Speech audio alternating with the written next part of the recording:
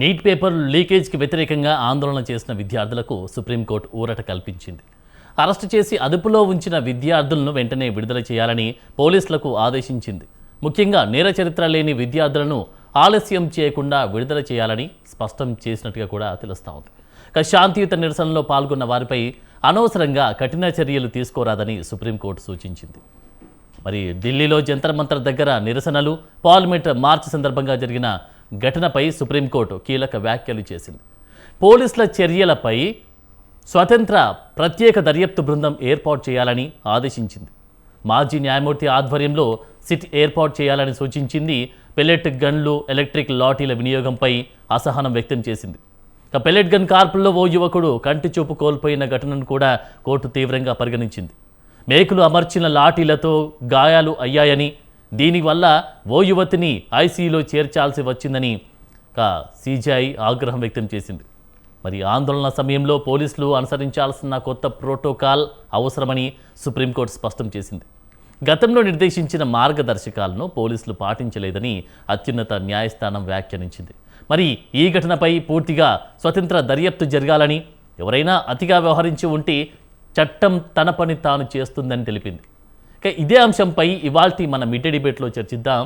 Mid day డిబేట్లో participate చేస్తూ ఉన్నారు కస్బా శ్రీనివాస్ గారు, టీపీసీసీ సెక్రటరీ, అలాగే హేమ గారు, ఆప్ స్పోర్ట్స్ పర్సన్, రాజునేత గారు, బీజేపీ లీడర్, అలాగే మధుసూదన్ రావు గారు, పొలిటికల్ అనలిస్ట్. అందరికీ నమస్కారం అండి. Welcome to mid day debate. నమస్తే. రైట్, మొత్తానికైతే రాజునేత గారు, మొత్తానికి కంప్లీట్గా వర్షన్ మొత్తం డైవర్ట్ అవుతున్నటువంటి సిచ్యువేషన్ చూస్తూ ఉన్నాం. మొత్తానికి ఇప్పుడు జరిగినటువంటి వైనాలకు సంబంధించి, జరిగినటువంటి సిచ్యువేషన్కి సంబంధించి మొత్తానికైతే సీజీఐ ధర్మాసనం కంప్లీట్గా సీరియస్ అవుతున్నటువంటి వైనం కనిపిస్తూ ఉంది. సో మరి విద్యార్థులని టార్గెట్గా చేసుకొని ఇది జరిగిందా, లేకపోతే పరిస్థితిని మొత్తం కంట్రోల్ చేయడానికి జరిగిందా అనేటువంటి వాటి మీద కూడా చర్చించాల్సినటువంటి అవసరం అయితే కనిపిస్తూ ఉంది. మరి దీనికి సంబంధించి మీరేమంటారు? అందరికీ గుడ్ ఆఫ్టర్నూన్ అండి.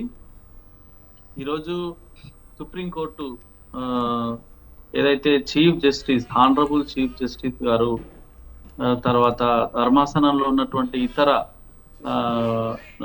న్యాయమూర్తులు ఇచ్చినటువంటి ఆదేశాలను మనం ఒకసారి పరిశీలన చేస్తే, ఢిల్లీ జంతర్ మంతర్ వద్ద జరిగినటువంటి ఈ నీట్ పేపర్ లీకేజ్ పైన జరిగిన ఆందోళన కార్యక్రమాల్లో అనేక రకాలైనటువంటి విషయాలను చాలా క్షుణ్ణంగా పరిశీలన చేయాలని చెప్పేసి చెప్పింది. అందులో ముఖ్యంగా ఇందాక మీరు అన్నట్టుగా నిజంగా ఎవరన్నా నిరసనలో ఉన్నటువంటి విద్యార్థులకు, అంటే అమాయకపు విద్యార్థుల మీద పోలీసులు లాఠీ చార్జ్ చేసినా, లేకపోతే ఇంకే రకంగా ఇబ్బంది పెట్టేటువంటి ప్రయత్నం చేసినా పోలీసులను ఒకవైపు హెచ్చరించింది.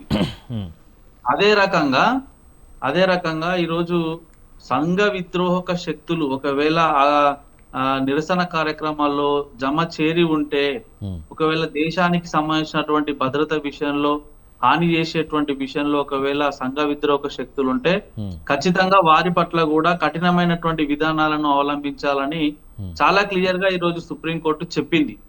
చెప్తూ కొన్ని విషయాలను కూడా చెప్పింది సార్.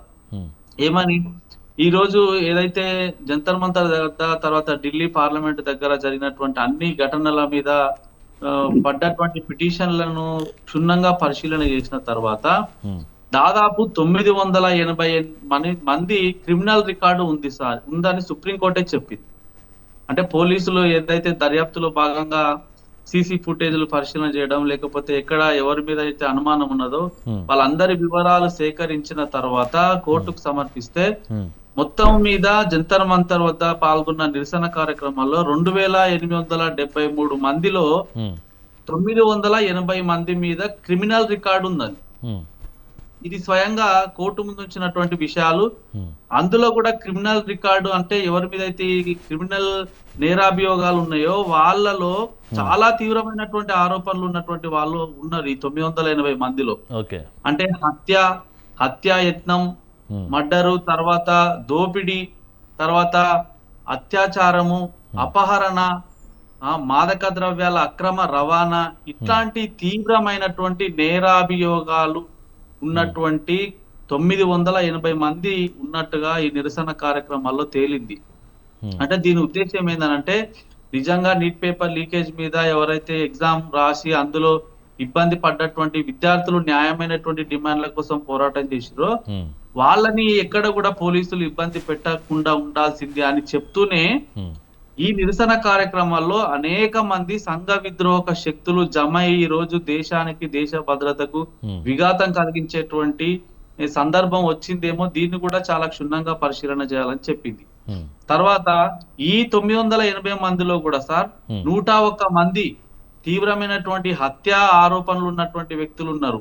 Hmm. అంటే మర్డర్, అటెంప్ట్ టు మర్డర్, ఉమ్, ఇట్లాంటి 101 మందిని కూడా వాళ్ళు ఐడెంటిఫై చేశారు. అంటే వాళ్ళ ఆధార్ కార్డులు, తర్వాత ఇతర రాష్ట్రాల నుంచి వచ్చినటువంటి వాళ్ళ యొక్క ఆధార్ కార్డులు కొడితే పోలీస్ స్టేషన్లలో వాళ్ళ వివరాలన్నీ కూడా మనకు తెలుస్తాయి కదా.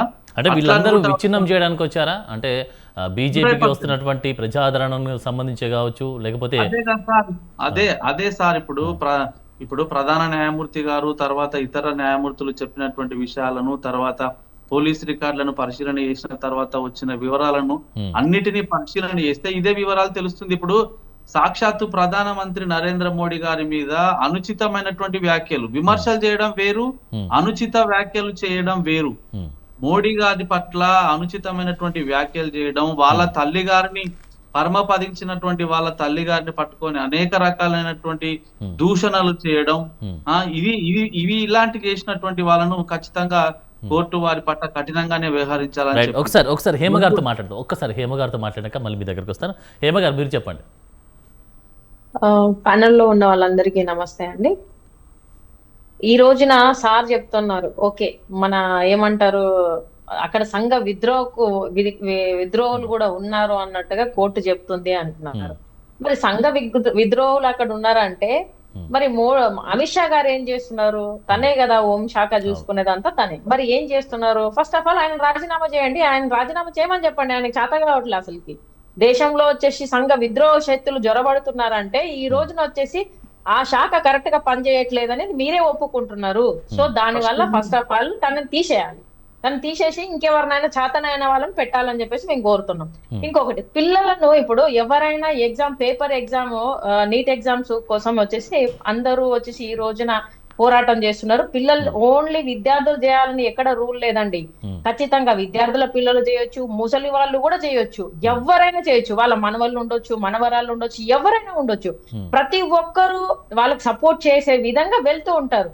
ఈ రోజు పోరాటం అంటే ఓన్లీ విద్యార్థులది కాదు, అందరితో వస్తారు, వాళ్ళ తల్లిదండ్రులు కూడా వస్తారు. దాంట్లో వచ్చేసి వాళ్ళు రావద్దు వీళ్ళు రావద్దు అనే దానికి లేదు, ఏ చట్టాలలో రాసి లేదు.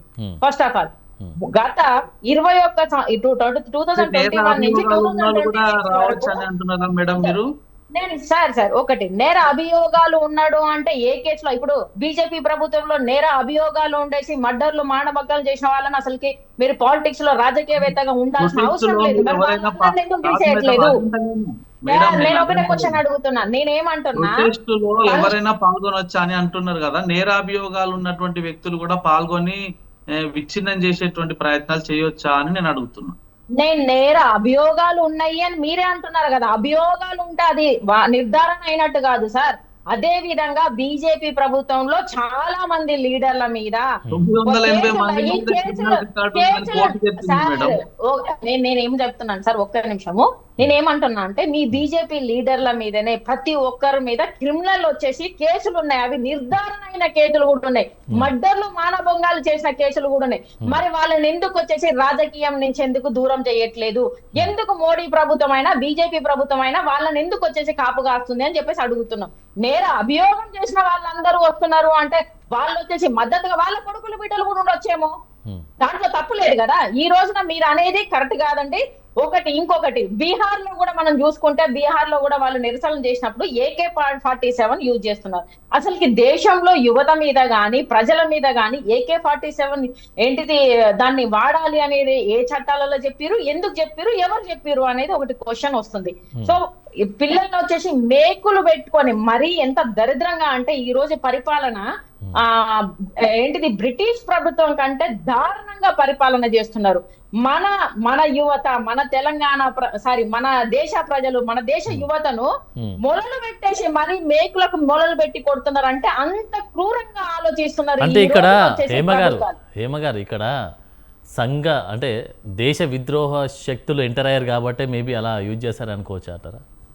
సార్ నేను ఒకటే చెప్తాను, దేశ విద్రోహ శక్తులు అంటే బీజేపీ చెప్తుంది అదే వర్షన్ చెప్తా ఉంది కదా బీజేపీ అంటే. నేనేం చెప్తున్నా సార్, ఈ రోజున వచ్చేసి మరి హోమ్ మినిస్టర్ అనేది ఎవరి చేతిలో ఉంది? బీజేపీ చేతిలోనే ఉంది, అమిత్ షా గారి చేతిలోనే ఉంది. మరి ఎంటర్ అవుతున్నారంటే పరిపాలన ఎలా ఉన్నది అంటే ఈ రోజు దేశ భద్రత సరిగా లేదు అని అర్థం కదా.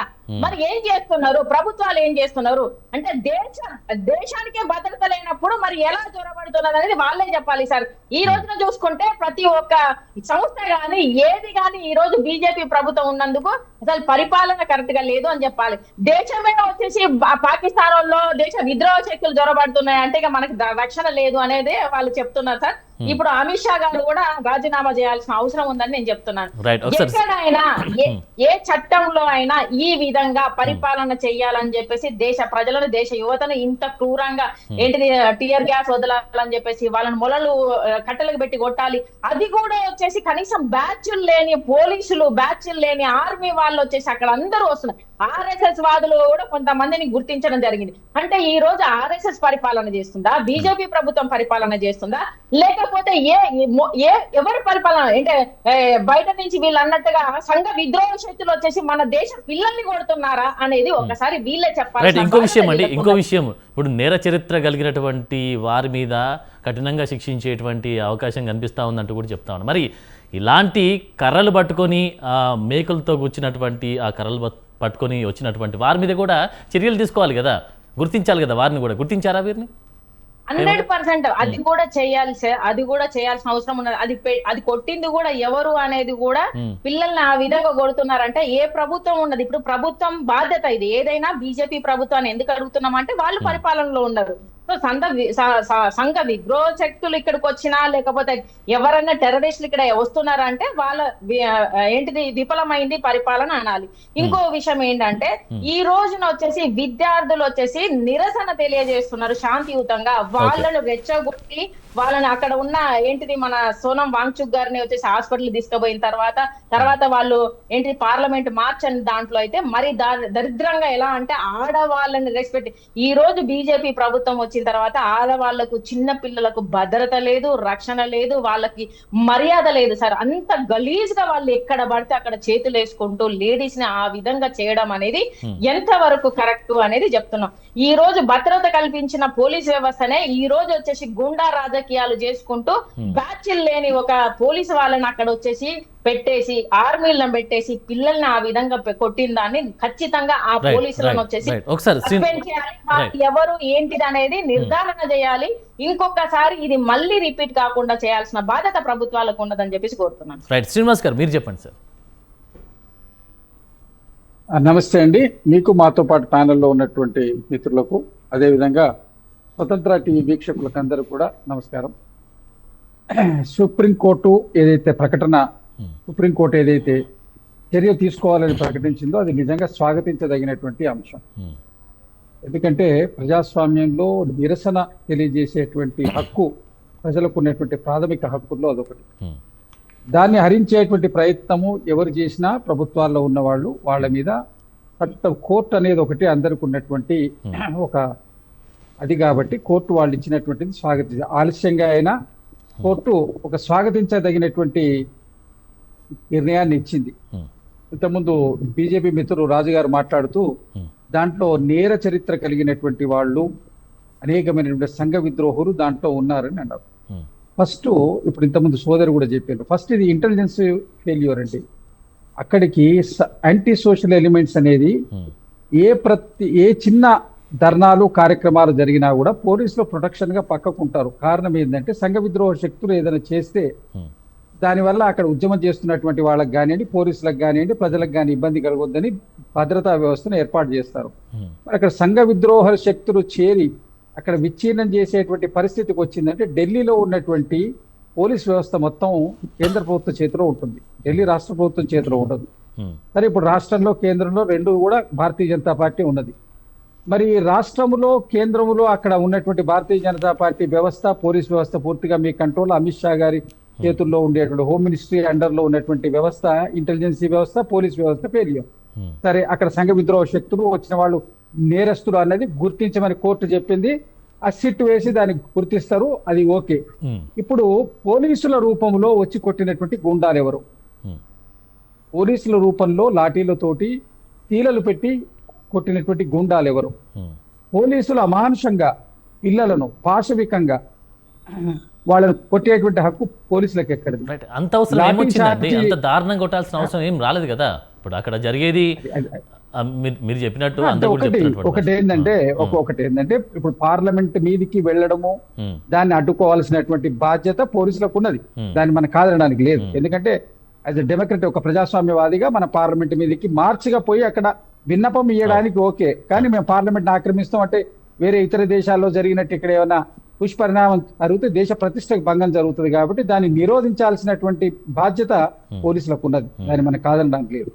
కాకపోతే నిరోధించడంలో వాళ్ళు వ్యవహరించిన తీరు, ఉమ్, నిరోధించిన వాళ్ళందరూ పోలీసులేనా, ఉమ్, బయట నుంచి హైర్ చేసిన గుండాల అన్నది కూడా విచారణ జరగాలి. సిట్ లోపల కేవలము పాల్గొన్నటువంటి విద్యార్థులు, దాంట్లో ఎఫెక్ట్ అయినటువంటి వాళ్ళ యొక్క నేర చరిత్ర చూడటమే కాదు, ఉమ్, కొట్టినటువంటి సుప్రీంకోర్టు ఇచ్చిన దాంట్లో క్లియర్ గా మెన్షన్ చేసింది కొట్టింది ఎవరు, వాళ్ళు ఎవరైనా కూడా శిక్షారులే. పోలీసులు కొట్టినా శిక్షారులే.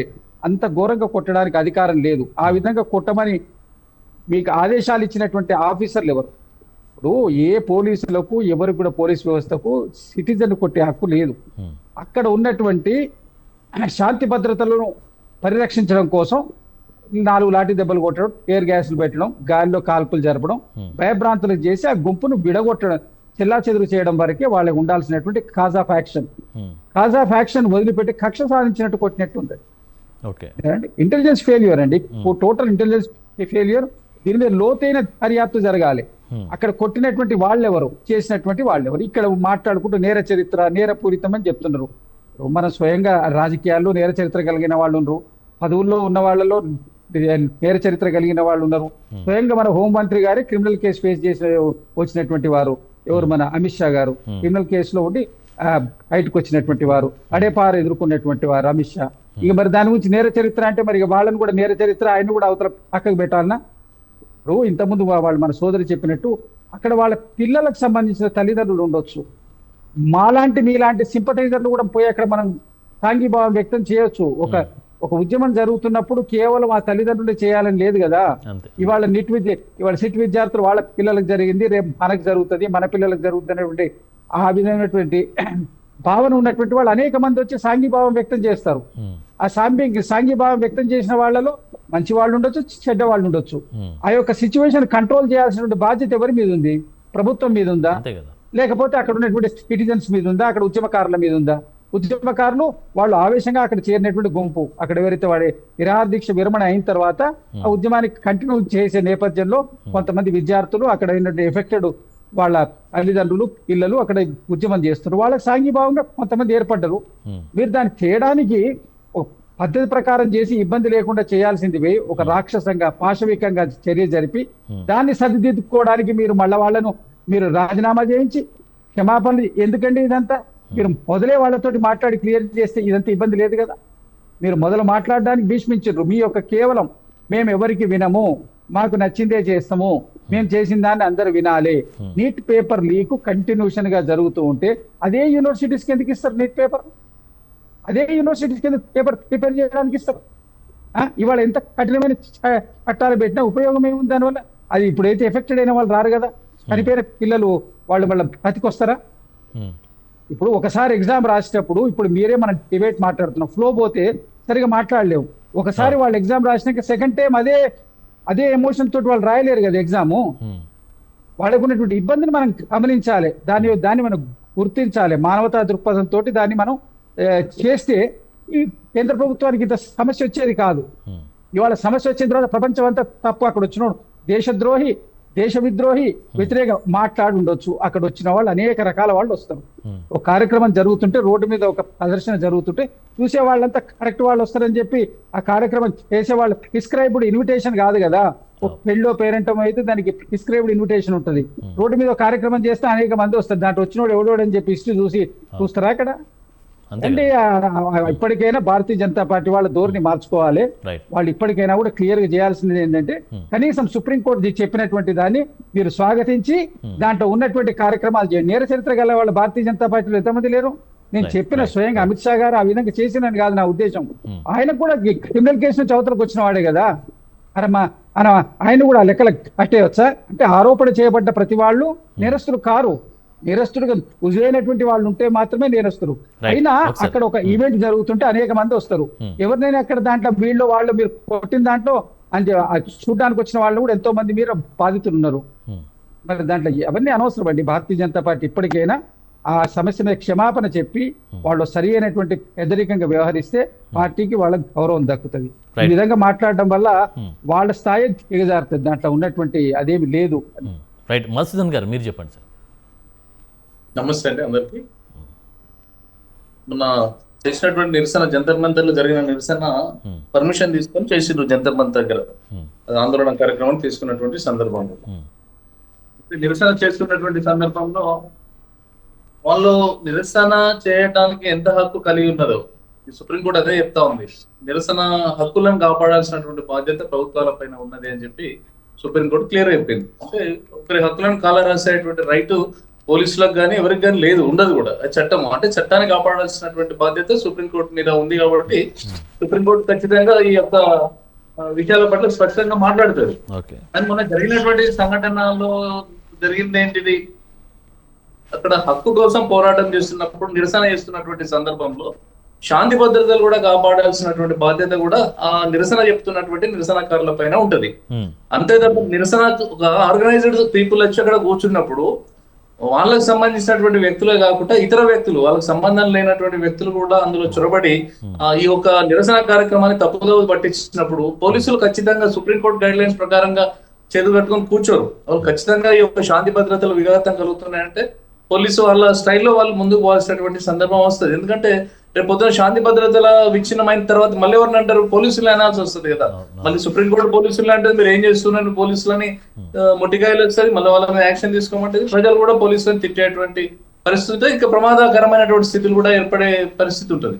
కాబట్టి ఇవి జరగద్దని చెప్పి కూడా పోలీసు ముందస్తుగా కూడా కొన్ని రకాలైనటువంటి వాటర్ క్యాన్లను కొట్టడం, టియర్ గ్యాస్లు వదిలిపెట్టడం, లాఠీ చార్జ్ చేయడం అనేది సర్వసాధారణం. ఇది వాళ్ళ ఒక ఢిల్లీలో కొత్త కాదు. ఇది ఇవాళ తెలంగాణ ఉద్యమంలో కూడా మనం చూసినాం. ఉస్మానియా యూనివర్సిటీ ముందట పిల్లల్ని కంచెల ఇనుప కంచెలల్లో ఏ విధంగా కొట్టిర్రు, ఎంత రబ్బర్ బుల్లెట్లు పెట్టి కొట్టిర్రు, ఎన్ని గాయాలయ్యేటట్టు కొట్టిర్రు, కాళ్ళు చేతులు విరగొట్టిర్రు. ఆ రోజు మన ఉస్మానియా యూనివర్సిటీ ముందట కావచ్చు, మిగిలిన ప్రాంతాల్లో విద్యార్థుల మీద ఇక్కడ ఉన్నటువంటి కాంగ్రెస్ ప్రభుత్వము, ఆ రోజుల్లో ఉన్నటువంటి కాంగ్రెస్ ప్రభుత్వం విపరీతమైనటువంటి దాడులు చేసింది. కారణం ఏంటంటే ఉద్యమాన్ని అణచివేయాలన్న ఆలోచనతోటి అప్పుడు ఉన్నటువంటి సర్కార్ చేసినటువంటి పని. కాబట్టి ఇక్కడ కూడా జరుగుతున్నది ఏంది? ఇవాళ ఉద్యమాన్ని అణచివేయడానికి కాలేదు. అక్కడ కేవలము నిరసనకు వచ్చిన దానికి అనుమతి కూడా ఇచ్చింది. అక్కడ ఉన్నటువంటి పోలీసు అనుమతులు ఇచ్చిన తర్వాత ఆ అనుమతుల ప్రకారంగా జరగాల్సినటువంటి ఆ సమావేశము లో వికృతమైనటువంటి చేష్టలు వచ్చినాయని చెప్పి వాళ్ళు అక్కడ ఉన్నటువంటి పోలీసు చెప్తా ఉన్నది. మనం ఇక్కడ ఉండి డిస్కషన్ చేస్తున్నాం. అక్కడ జరిగిన సంఘటనలు ప్రత్యక్షంగా ఏం జరుగుతున్నాయి అనేది రేపు పొద్దున కోర్టు నియమించినటువంటి సిట్ ఏదైతే ఉందో ఆ సిట్ విచారణ జరిపిన తర్వాత ఇప్పుడు మీరు అన్నట్టుగా మొలలో కొట్టినటువంటి కట్టెలు పట్టుకొచ్చి కొట్టిర్రు అని చెప్పి, మరి మొలలు పెట్టి కొట్టేంత దుస్థితి పోలీసులకైతే వచ్చి ఉండదు. ఎందుకంటే ఇప్పటివరకు ఇండియన్ హిస్టరీలో ఇట్లా కట్టెల మొలలు కొట్టి పిల్లలను కొట్టడం అనేది తెలంగాణ ఉద్యమంలో కూడా జరగలే. వాళ్ళు కొట్టిన కట్టెలతోటే కొట్టిరు తప్ప ఈ మొలలు పెట్టి కొట్టడం అనేది పోలీసులు అయితే చేయరు. మరి బహుశా వేరే వాళ్ళు చేస్తున్నటువంటి సందర్భంలో అడ్డుకునే ప్రయత్నం జరగవచ్చు అని చెప్పి మనము ఆలోచన చేయాలి. ఎలక్ట్రానిక్ లాఠీలు కూడా ఉపయోగించారంటండి. ఎలక్ట్రానిక్ లాఠీలు కూడా ఉపయోగించారంట.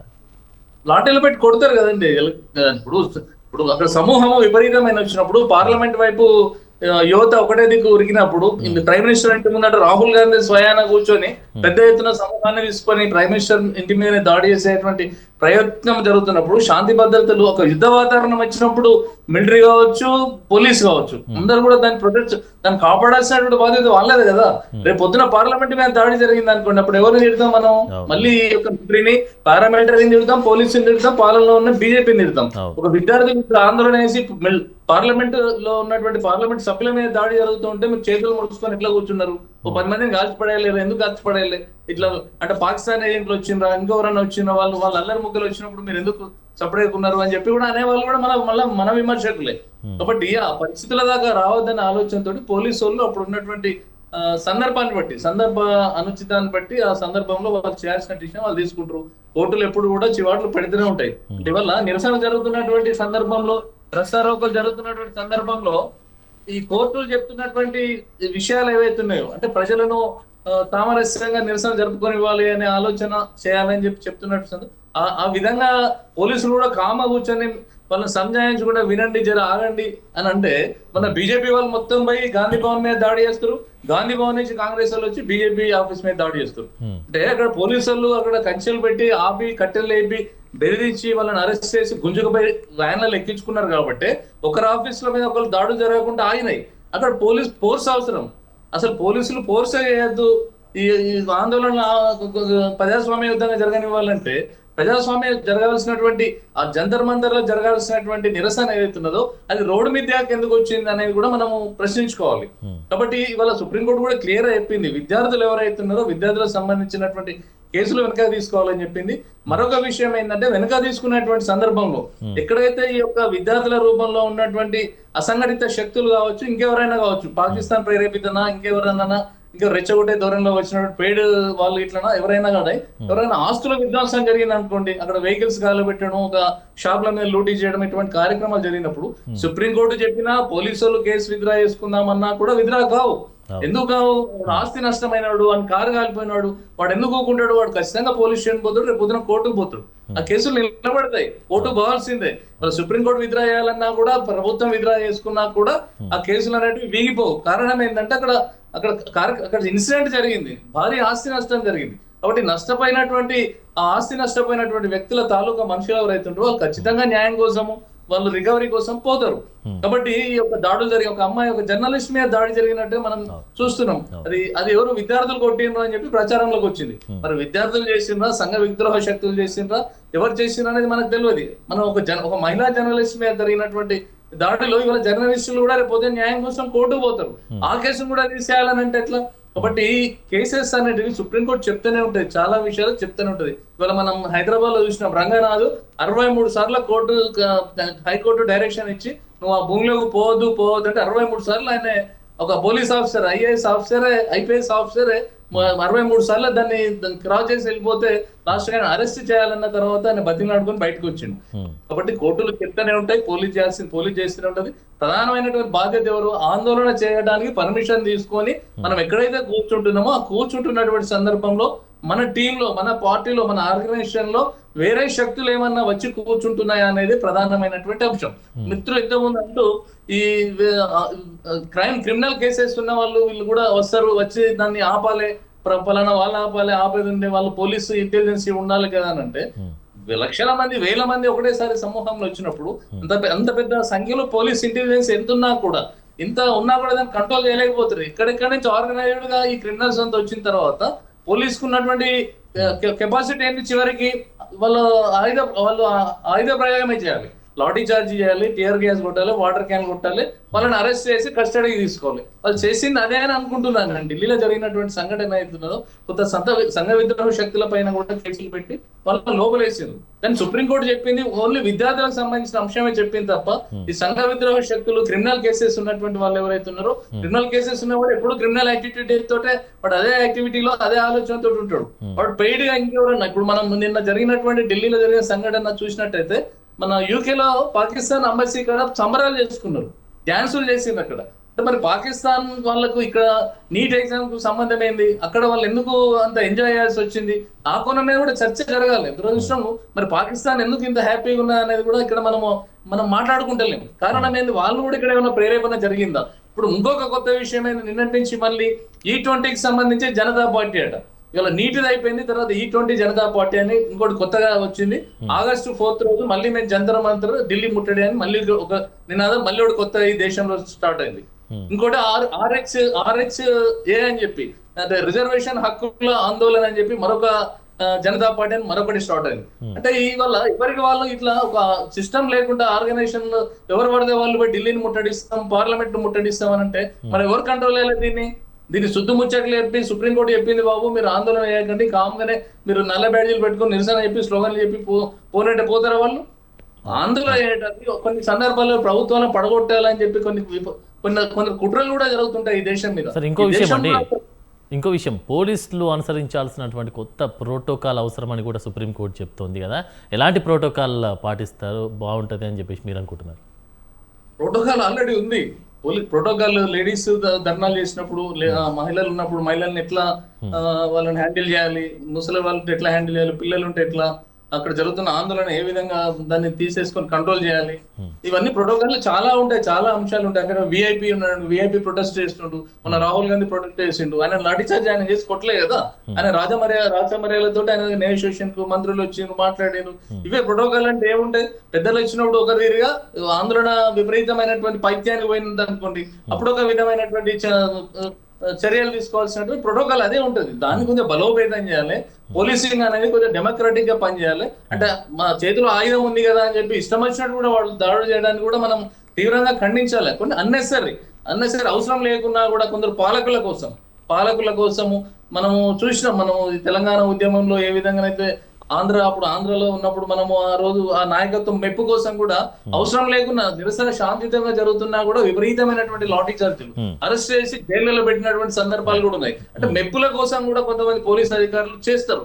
అటువంటి పోలీస్ అధికారులు ఎవరైతుందో ఈ ప్రోటోకాల్ పాటించినటువంటి వాళ్ళు, సిస్టమ్ లో లేనటువంటి వాళ్ళ మీద కఠిన చర్యలు తీసుకోవాల్సింది. ఈ డ్యూటీ రూల్స్ ఉంటాయి, కానీ డ్యూటీ రూల్స్ ఎవడు ఇంప్లిమెంట్ చేయాలి, దానికి సంబంధించినటువంటి స్టేట్ బాసెస్ వీళ్ళు చేయాలి. ఐఏఎస్ సీనియర్స్ చేయాలి, ఐపీఎస్. ఈ ఐపీఎస్ చేయరు. ఎందుకు చేయరంటే ఏ పార్టీలో వీళ్ళు అంటగా అవుతుందో, ఏ పార్టీ కింద పనిచేస్తుందో ఆ పార్టీకి మోచేతి నీళ్లు తాకుంటూ వాళ్ళకి అనుసరణలోనే వాళ్ళు ఏ చెప్తే చేయడానికి వాళ్ళ పోలీస్ వ్యవస్థ దిగజారింది. కాబట్టి కొన్ని విపరీతమైనటువంటి పరిణామాలు ఆయా రాష్ట్రాల్లో జరుగుతూ ఉంటాయి. కాబట్టి సుప్రీంకోర్టు అనేది ఎప్పుడు కూడా ఈ డెమోక్రసీని కాపాడటానికి ఎప్పుడు అంటే సుప్రీంకోర్టు కొట్టండి, తన్నండి, మీరు వాటర్ క్యాన్స్ కొట్టండి, ఇవన్నీ చేయండి అని ఎప్పుడు కూడా చెప్పది. ఒక పద్ధతి ప్రకారంగా పోలీస్ డ్యూటీ చేయాలి, నిరసనకారు డ్యూటీ చేయాలి, ప్రభుత్వము నెగోషియేషన్ చేయాలి. ఇవి జరగనప్పుడు, ఈ శాంతి భద్రతలు విఘాతం కలిగినప్పుడు ఖచ్చితంగా ఒక అడుగు ముందుకేసి పోలీసులు ఖచ్చితంగా దాన్ని ఆపే ప్రయత్నం ఖచ్చితంగా పోలీసు చేస్తారు. కాబట్టి మనం ఇందులో పోలీసులు కానీ సుప్రీంకోర్టుని పూర్తిగా సమర్థించడం కానీ, ఈ విద్యార్థులలో మొత్తానికి తప్పే లేదని కానీ అని మనం అనడానికి వీల్లేదని. కాబట్టి అందరూ కూడా బాధ్యత గల పౌరులుగా, బాధ్యత గల పార్టీలుగా మనకు ప్రజాస్వామ్యం ఇచ్చినటువంటి హక్కు ఏదైతున్నదో, ప్రొటెస్ట్ చేసే హక్కు ఉన్నది. అట్ ది సేమ్ టైం శాంతి భద్రతలు విఘాతం కలగకుండా ముందుకు పోవాల్సిన అవసరం ఉన్నది. అవసరం లేకుండా పార్లమెంట్ మీద దాడి ఏందండి? పార్లమెంట్ అంటే ఈ దేశానికి ప్రధానమైనటువంటి కేంద్రం. పార్లమెంట్ సభ్యులు చట్టాలు చేసేటువంటిది. దాని మీదకి దాడి చేయడానికి పోతున్నాం అంటే ఈ వ్యవస్థ మీదనే దాడి, ఈ దేశం మీద, ఈ దేశ పౌరులే దాడికి పూనుకున్నట్టుగా మనం భావించాల్సి వస్తుంది. కాబట్టి ఇంత పెద్ద కార్యక్రమాన్ని చేస్తే ఎవరు కూడా హర్షించారు. ఏ పార్టీ నాయకుడైనా కూడా దాన్ని ఖండించాల్సిన అవసరం లేదు. అక్కడ బీజేపీ పార్టీ ఉన్నదా, రేపు పొద్దున కాంగ్రెస్ ఉంటుందా, ఎల్లుండి ఇంకో పార్టీ ఉంటుందా, ఎవరికి తెలియదు. ఎవరున్నా కూడా అక్కడ ఉన్నటువంటి చట్టసభని గౌరవించాల్సినటువంటి బాధ్యత ఈ దేశ సిటిజన్స్ మీద ఉంటుంది. ఈ సిటిజన్స్ లో పౌరులు, జెన్జీకి సంబంధించిన యువకులు కూడా ఆలోచనతోటి, ఇంతకుముందు మీ ఛానల్లో యువకులు ఎట్లా ఉండాలనే దాని మీద కూడా చెప్పారు. యువకులకు ఆవేశం ఉంటది, కానీ ఆ ఆవేశాలను సన్మార్గంలో, మంచి మార్గంలో, శాంతియుత మార్గంలో ప్రజలను ఏకం చేసి ఒక మంచి మార్గంలో నడిపిస్తే ఖచ్చితంగా విజయాలు వాళ్ళ వైపు వస్తాయి. ఆ దిశ ప్రయాణం చేయాలి తప్ప హింసా మార్గంతో ప్రధానమంత్రి ఇంటిని ముట్టడి చేస్తా, పార్లమెంటును ముట్టడి చేస్తా, ఆయన రాజీనామా చేయాలి, ఈయన రాజీనామా చేయాలి, అందరు రాజీనామా చేసిన పోయినాక ఎవరు నడిపిస్తారు ప్రభుత్వాన్ని? రాహుల్ గాంధీ ప్రైమ్ మినిస్టర్ సీట్లు కూర్చోబెట్టడమా, లేకపోతే మన కేజ్రీవాల్ ని కూర్చోబెట్టడమా, లేకపోతే ఇంకోనైనా తీసుకొచ్చి కూర్చోబెట్టడమా? ఎట్లా ఇది కాదు కదా. ఉన్న వ్యవస్థలు 5 ఏళ్ళు మ్యాండేట్ ఇచ్చినాము. దీనిలో జరుగుతున్నటువంటి లోటుబాట్లలో ఎక్కడ జరిగిందనే దాని మీద పార్లమెంట్ లో చర్చ పెట్టాలి, పార్లమెంట్ లో మాట్లాడాలి. ఇవన్నీ ఆయా పార్టీలకు సంబంధించినటువంటి ప్రతినిధులు పార్లమెంట్ లో ఉన్నారు. ఆ ప్రతినిధులు అక్కడేమో కామ్గా కూర్చుంటారు, బయటకు వచ్చేమో లొల్లి చేస్తారు, కనీసం చర్చలలో సహకరించరు. ఆ చర్చలు సజావుగా నడిచే విధంగా అందరు పార్లమెంట్ సభ్యులు కూడా బాధ్యతగా వ్యవహరించినట్టయితే సుప్రీంకోర్టు తోటి మొట్టిగా తినే అవకాశం ఉండదు. లా అండ్ ఆర్డర్ కాపాడాల్సింది ప్రభుత్వం కూడా సీరియస్ గా తప్పు చేసినటువంటి పోలీసుల మీద కఠినంగా వ్యవహరిస్తే ఇటువంటి తప్పులు జరగకుండా ఉండేటువంటి అవకాశం ఉంటుంది. రైట్. రాజనేత గారు మీరేమంటారు వారు చెప్పిన దానికి? సార్, ఇప్పుడు ఒకటి ఇందాక మాట్లాడినటువంటి ఆప్ పార్టీకి సంబంధించిన వాళ్ళు కానీ, కాంగ్రెస్ పార్టీకి సంబంధించిన వాళ్ళు కానీ, బీజేపీదే మొత్తం తప్పు, వాళ్ళు హోంశాఖ మంత్రి రాజీనామా చేయాలి, ఇందాక అన్నగారు చెప్పినట్టు వాళ్ళు చేయాలి, వీళ్ళు చేయాలి రాజీనామా అని అంటే, ఈరోజు గతంలో గత చరిత్రను చూసుకుంటే మొత్తం కూడా ఎన్నో ఎన్నో సంఘటనలు ఈ రోజు విద్యార్థుల మీద లాఠీ చార్జులు లేకపోతే పేపర్ లీకేజ్ ఘటనలు దేశవ్యాప్తంగా యూపీఏ హయాంలో ఎన్నో జరిగినాయి. ఒకటి ఈరోజు సుప్రీంకోర్టు చేసినటువంటి వ్యాఖ్యల్లో చాలా సీరియస్ గా తీసుకోవాల్సినటువంటి అవసరం ఉన్నది సార్. ఎందుకంటే ఈరోజు ఒక దేశ ప్రధానిని పట్టుకొని అనుచితమైనటువంటి వ్యాఖ్యలు, వ్యంగ్యంగా మాట్లాడడం, దూషించుకుంటా మాట్లాడడం, ఇవి కాకుండా ఈరోజు ఎవరైతే ఈ వ్యాఖ్యలు చేసినటువంటి వాళ్ళు ఉన్నారో వాళ్లకు వేరే వేరే నేరస్తులతోని సంబంధాలు ఉన్నట్టుగా ఈరోజు అన్ని వివరాలు కూడా సేకరించినారు. ఆధారాలు లేకుండా ఎవరు కూడా ఏం మాట్లాడరు కదా. సో ఈ 980 మంది వ్యక్తుల మీద ఏదైతే క్రిమినల్ ఈ ఆరోపణలు ఉన్నాయో వీళ్ళు ఎందుకు ఇక్కడ రావడం జరిగింది, ఎందుకు ఈరోజు ఇందాక అన్నగారు చెప్పినట్టు, మదన్న గారు చెప్పినట్టు దేశానికి పునాది అయినటువంటి, ప్రజాస్వామ్యానికి పునాది అయినటువంటి పార్లమెంటు మీద దాడి చేయాలనేటువంటి ప్రయత్నం ఎందుకు చేసిర్రు? అందులో అన్ని పార్టీలకు సంబంధించినటువంటి ఎంపీలు ఉంటారు. అత్యున్నతమైనటువంటి చట్టాలను చేసేటువంటి పార్లమెంటు మీద ఈరోజు దాడి చేయాలి. మీరు ఆ వీడియోలో ఒకసారి గమనించండి సార్. అందరూ నిరసనలో పాల్గొన్నటువంటి కొంతమంది ఏం మాట్లాడతారు, భారత్ మే బంగ్లాదేశ్ బనాయింగే, శ్రీలంక మే కైసా చలా ఆందోళన ఐసా భారత్ మే చలనా పడతా, ఆ తర్వాత నేపాల్ మే కైసే చలా ఐసా ఇదర్ చలనా పడతా, ఇలాంటి మాటలు మాట్లాడి అంటే కావాలని అలా మాట్లాడినరు అని అనుకోవచ్చు కదండి. ఎందుకంటే అల్లర్లో సృష్టించేటువంటి అవకాశం ఉంటుంది కదా ఇలాంటి మాటలతోటి. శ్రీలంకలో, బంగ్లాదేశ్ లో, నేపాల్ లో జరిగినటువంటి ఆందోళనలు అదే రకంగా ఇక్కడ చెయ్యాలి. ఈరోజు వాటికి అట్లాంటి మాటలు మాట్లాడేటోళ్లకు, అట్లాంటి పిరికి పంద చర్యలు చేసేటువంటి వ్యక్తులకు ఈరోజు కొంతమంది పప్పులు తోడై ప్రధాని గారి ఇంటి ముందర వైపు కూర్చొని మాట్లాడతారు. మీరు ఈ రోజు నీట్ పేపర్ మీద లీకేజీ విషయం, అంశం, దాన్ని డైవర్షన్ చేయడం ఎందుకు?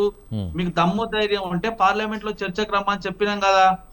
పార్లమెంట్ లో టైం ఇచ్చినాం. లోక్సభలో మాట్లాడడానికి 6 గంటలు, రాజ్యసభలో మాట్లాడడానికి 7 గంటలు దీని మీద సమయం ఇచ్చినాం కదా. ఎందుకు చర్చ నుంచి పారిపోతారు? మోడీ గారి ఇంటి ముందు ఎందుకు మీరు వచ్చి కూర్చొని కావాలని ఇబ్బంది పెట్టేటువంటి ప్రయత్నం చేస్తారు? ఇది కాదు కదా. మన బాధ్యతాయుతమైనటువంటి ప్రతిపక్షంలో ఉన్నప్పుడు మనం బాధ్యతగా మెలగాల్సినటువంటి అవసరం ఉన్నది. రెండోది సార్, ఈ రోజు ఇంకా కీలకమైనటువంటి విషయాలు కొన్ని చెప్పింది.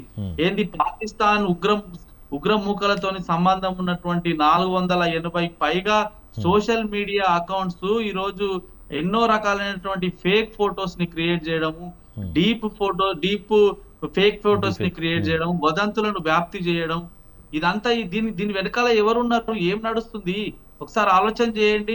ఈరోజు జంతర్ మంతర్ దగ్గర జరిగినటువంటి ఆందోళన కార్యక్రమాలలో ఈరోజు పాకిస్తాన్ వాళ్ళతో సంబంధాలు ఉన్నటువంటి సోషల్ మీడియా అకౌంట్స్ ఎందుకు వాళ్ళు ఇలాంటి వదంతులను క్రియేట్ చేసిర్రు, ఎందుకు డీప్ ఫేక్ ఫోటోస్ క్రియేట్ చేసిర్రు? ఇదంతా చాలా సీరియస్ గా ఆలోచన చేయాల్సినటువంటి అవసరం ఉన్నది కదా. ఇదే కాదు, ఇందాక ఎవరో గుర్తు చేసిర్రు ఒక విషయం, అక్కడ జరిగినటువంటి ఆందోళన కార్యక్రమాల్లో మహిళల మీద, చిన్నపిల్లల మీద కాకుండా మీడియా ప్రతినిధుల మీద కూడా, న్యాయవాదుల మీద కూడా ఈ రోజు అనేక రకాలైనటువంటి దాడులు జరిగినాయి. దీన్ని ఏ రకంగా చూడాలి ఒకసారి ఆలోచన చేయండి. సో ఇదంతా కూడా ఏందనంటే, నేను ఫస్ట్ అనుకున్న దాడులు చేసింది ఎవరండి? మొదటి రోజు దాడులు చేసింది ఎవరు?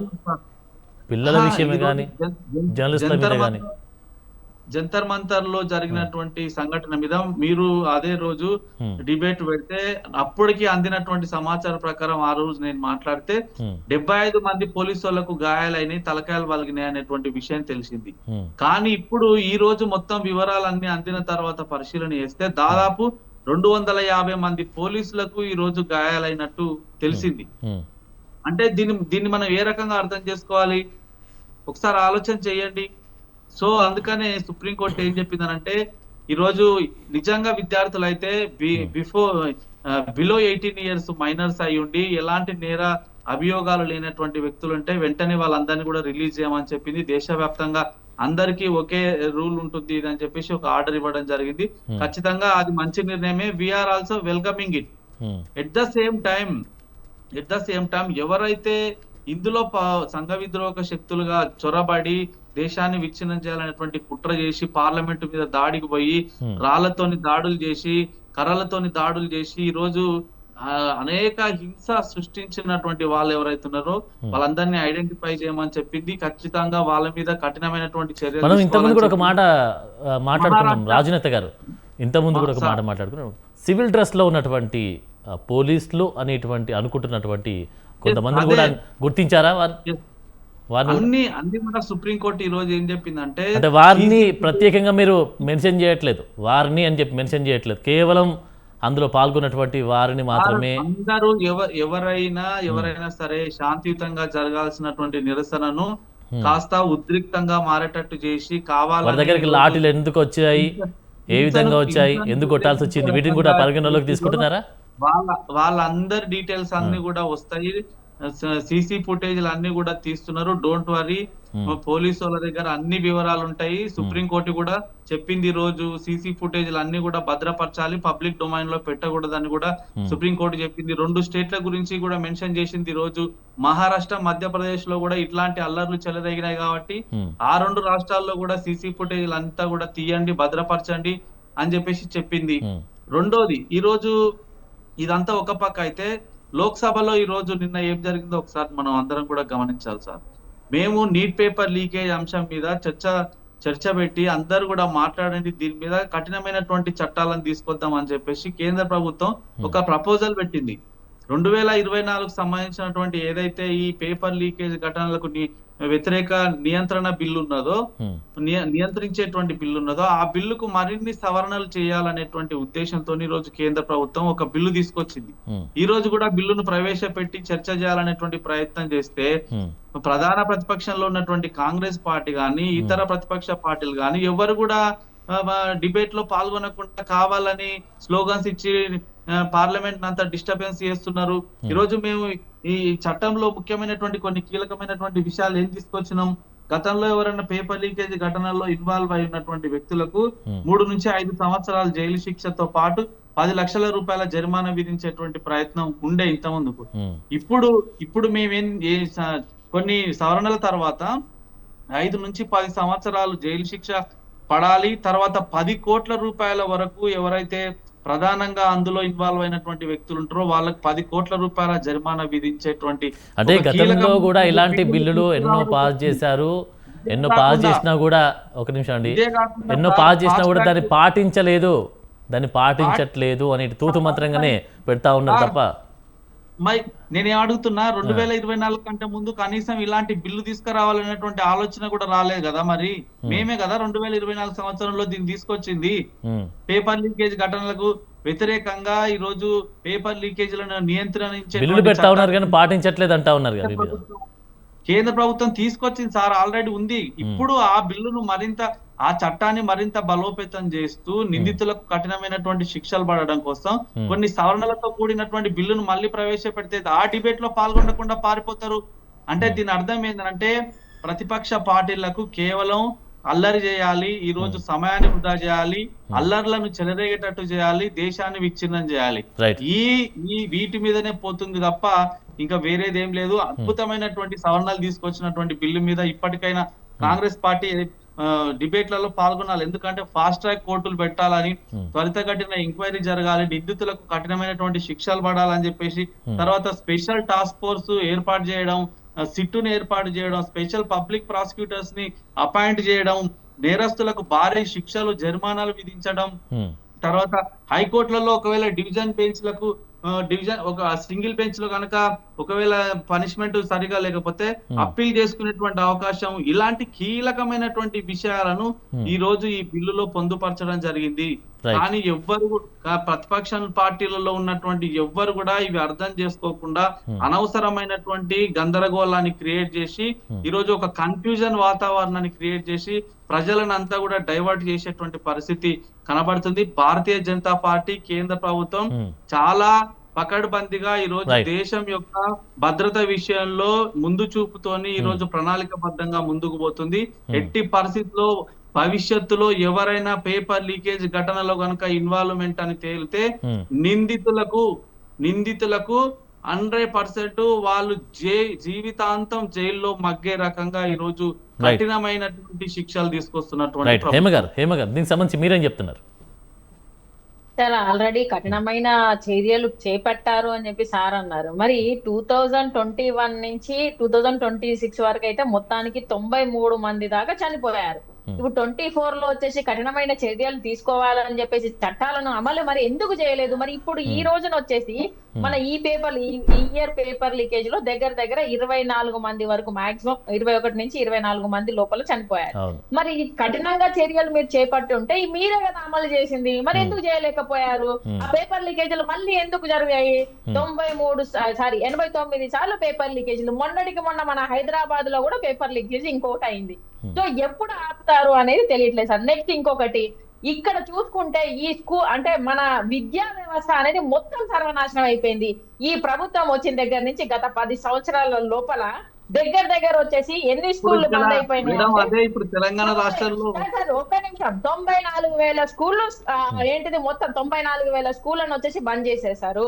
ఇంకొక విషయాన్ని చూస్తే దగ్గర మన పాపులేషన్ పెరుగుతుందా తగ్గుతుందా సార్? పెరుగుతున్నప్పుడు ఇంకా చదువుకునే వాళ్ళు ఎక్కువ కావాలి. ఎందుకంటే అందరికీ నాలెడ్జ్లు ఉండాలి అని చెప్పేసి, అందరు చదువుకోవాలని చెప్పేసి, అంతకుముందు పాతకాలంలో లాగా కాకుండా 30 సంవత్సరాల కింద చదువు అనేది తక్కువ ఉంది, పెరుగుతూ ఉండాలి. అట్లాంటిది వచ్చేసి ఇప్పుడు చూసుకుంటే 2.26 కోట్ల మంది వచ్చేసి అసలుకి ప్రైవేట్ స్కూళ్ళకి వెళ్తున్నారు తప్ప ప్రభుత్వ స్కూళ్ళలో మొత్తానికి బంద్ చేసిరు. ఈ రోజు తెలంగాణలో చూసుకున్నా కూడా దగ్గర 2,000 స్కూళ్ళు బంద్ చేసేసారు.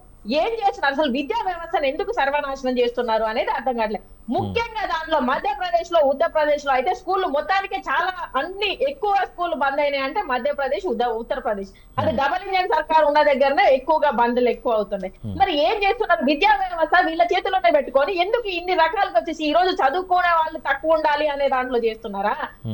చదివితే క్వశ్చన్లు వేస్తారే పొద్దున మనం సమాధానం చెప్పలేము అని చెప్పేసి అనుకుంటున్నారా? ఇంకొకటి, ఇంతకుముందు సార్ బాధ్యతాయుతంగా ప్రవర్తించాలి, పార్లమెంట్ కు వచ్చేసి ఎలా వచ్చేసి వాళ్ళు దాడులు చేస్తారు అని చెప్పేసి అంటారు. వాళ్ళు దాడులు చేస్తా అని చెప్పేసి అనలేదు సార్. వాళ్ళు ముందు నుంచి వచ్చేసి అడుగుతూనే ఉన్నారు, విద్యా వ్యవస్థ కరెక్ట్ గా లేదు, ధర్మేంద్ర ప్రధాన్ రాజీనామా చేయాలని చెప్పేసి చాలా రకాలుగా. జూన్ 6వ తారీఖు ముందు నుంచే తను వచ్చేసి ఒక పార్టీ అనేది యూనిటీగా వచ్చేసి కూడా పేపర్ లీకేజ్ ఘటనలు జరిగినాయి కదా, మరి ఎందుకు మీరు కల్పించారు అని తెలుసు సార్. ఎందుకంటే మా ప్రభుత్వం ఉన్న దగ్గర మీరు బుర్రజాలాలు కాబట్టి మీకు ఏదో అది నిరూపించాలి తప్ప నిరూపించండి.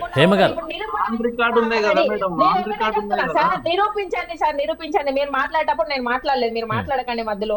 సార్ ఇంకొకటి, హేమ గారు ఫైనల్ గా ఏం చెప్పదలుచుకున్నారు మీరు? ఇప్పుడు ఇన్ని రూల్స్ అండ్ రెగ్యులేషన్స్ పాటించాలని చెప్తా ఉన్నారు, కన్క్లూజన్ ఏంటి? మీరు చెప్పేది ఏంటి ఫైనల్ గా?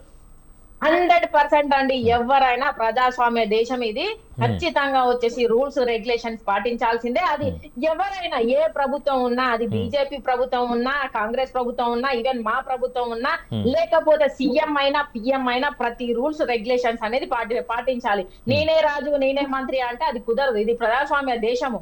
మనందరం ట్యాక్సులు కడితేనే ఈ రోజు దేశాలు నడుస్తున్నాయి. కాబట్టి ఇంకొకసారి ఒకటి చెప్పారు, బాధ్యత లేదా ఏంటిది, ఇంటికి పోయి వచ్చేసి ఏది మన రాహుల్ గాంధీ గారి ఇంటి దగ్గర వచ్చేసి ఆయన ఇచ్చేశారు అని చెప్పేసి అంటున్నారు. మరి ప్రధానమంత్రి గారికి బాధ్యత లేదా అండి? కనీసం వచ్చేసి ప్రెస్ మీట్ పెట్టాల్సిన బాధ్యత ఉన్నది కదా, ఎందుకు మంకీ బాత్ చేస్తాడు? అది కరెక్ట్? పారిపోతే మేమేం చేస్తాం మేడం? పార్లమెంట్ లో చర్చ పార్లమెంట్ ఎవరి కోసం ఉన్నది సార్? పార్లమెంట్ దాకా ఎందుకు, పార్లమెంట్ మార్చ్ అనే దాకా ఎందుకు చూశారు? మరి ముందే వచ్చేసి 8-9 సార్లు పేపర్ లీకేజ్ అయితే పేపర్ లీకేజ్ లో మీద ఎందుకు చర్య తీసుకోలేకపోయింది? పార్లమెంట్ వాళ్ళు వచ్చేసి మార్చ్ అని పెట్టేదాకా ఎందుకు వెయిట్ చేసింది మీ ప్రభుత్వము? ఈ రోజు 17 మందిని అరెస్ట్ చేయలేదా? ఎవరిని రిలీజ్ చేశారు అంటే ఇన్ని సంవత్సరాల నుంచి 17 మందిని దేశానికి పంపించలేదా అంటే మరి ప్రధానమంత్రిగా ఉండి ఇవన్నీ మరి దేశానికి నీట్ పేపర్ లీకేజే మరి ఎందుకు ఆపలేకపోయారు? మీరే అంటున్నారు 24వ సంవత్సరంలో వచ్చేసి చట్టాలు మంచిగా అమలు చేశాము అని చెప్పి. అమలు ఎందుకు చేయలేదు? చట్టాలు పెద్ద చట్టాలు వచ్చినా అన్నారు, మరి ఎందుకు అమలు చేయట్లేదు? మరి ఎందుకు 24 మంది చనిపోయారు? అది మీకు దానికి ఆన్సర్ లేదు. పేపర్ లీకేజ్ అయింది వాస్తవం, ధర్మేంద్ర ప్రధాన్ దాన్ని బాధ్యతగా నిర్వర్తించలేదు, దాన్ని రాజీనామా చేయకుండా పిల్లలు వచ్చేసి ఏంటిది, పార్లమెంట్ అనేది ఎవరి కోసం లేదు, ప్రజల కోసమే ఉంది, ప్రజల సమస్యలను చర్చించడానికే ఉన్నది. మీరు అది కరెక్ట్ గా సక్రమంగా చేయట్లేదు. కాబట్టి ఈ రోజు వచ్చేసి బీజేపీ అనే వాళ్ళు వచ్చేసి యువత ఈ రోజు వచ్చేసి పార్లమెంట్ దగ్గరకు వచ్చి అడగడానికి మీరే వచ్చేసి వాళ్ళు అలా వచ్చేలాగా మీ ప్రభుత్వమే చేసిందని చెప్పి తెలియజేస్తున్నాం. ఒకటి ఇప్పటికైనా న్యాయము చట్టము అనేది ఉన్నది. ఆ చట్టాల పరిధిలో ఏమేమి ఉన్నాయో ప్రతి ఒక్కరు దాన్ని ఫాలో అవ్వాలి. ఏ లీడర్ అయినా, సీఎం అయినా, పిఎం అయినా, ఇంకే ప్రభుత్వాలైనా అని చెప్పేసి కోరుతున్నాం సార్. రైట్. మరి ఫైనల్గా శ్రీనివాస్ గారు, ఫైనల్గా ఒక మాటలో ఏం చెప్పదలుచుకున్నారు మీరు?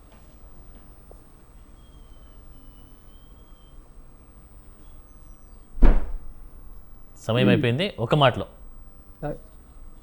ఇప్పుడు ప్రజాస్వామ్యబద్ధంగా వాళ్ళకు ఉండేటువంటి ప్రజలకు ఉండే హక్కులు ప్రజలకు ఉండాలి. ప్రభుత్వాలు వాటిని అణిచేటప్పుడు ఒక ప్రజాస్వామ్యబద్ధంగా అణచాలి తప్ప ఒక గూండాలతోటి రౌడీలతోటి అక్కడ అణిచేటువంటి ప్రయత్నం చేయకూడదు. అది పార్లమెంట్ లో చర్చిస్తుంటే అక్కడ ఎందుకు జరిగింది, రాహుల్ గాంధీ గారి ఇంటి ముందు ఎందుకు ధర్నా చేసిందని రాజు గారు అంటున్నారు. వాళ్ళు లాఠీ చార్జ్ అయిన తర్వాత పోయి ధర్నా చేసిండండి, దానికంటే ముందు ధర్నా చేయలేదు. దానికోసం అడిగినరు మాట్లాడమని, ఆ రోజు మాట్లాడలేదు, వాళ్ళు మాట్లాడడానికి అలో చేయలేదు, తర్వాత అలో చేసినారు. అలో చేసినప్పుడు మరి దానికి ఏం చేస్తుంది ప్రభుత్వం? వాడు రాహుల్ గాంధీ గారు వెళ్ళి వాళ్ళ నిరసనను దేశవ్యాప్తంగా ప్రజల దృష్టికి తేవడం కోసం ప్రధానమంత్రి గారి ఇంటి ముందు ధర్నా చేసిండ్రు, అంతేగాని ముందు చేయలే కదా. ఇవన్నీ కాక శ్రీనివాస్ గారు ఫైనల్గా సుప్రీంకోర్టు చెప్పినటువంటి దాని ప్రకారము ఇక్కడ విద్యార్థుల లోపల ఉన్నటువంటి అసాంఘిక శక్తులు ఉన్నా వాళ్ళని బయటికి తీయాలి. పోలీసుల రూపంలో జరిగినటువంటి వాళ్ళు అసాంఘిక శక్తులు దూరి చేసిండ్రా, పోలీసులు ఒకవేళ అయినటువంటి వాళ్ళ ఆర్డర్స్ తోటి పాశవికంగా విద్యార్థుల మీద చర్య తీసుకున్నారా, అది కూడా నిగ్గు తేల్చాలి.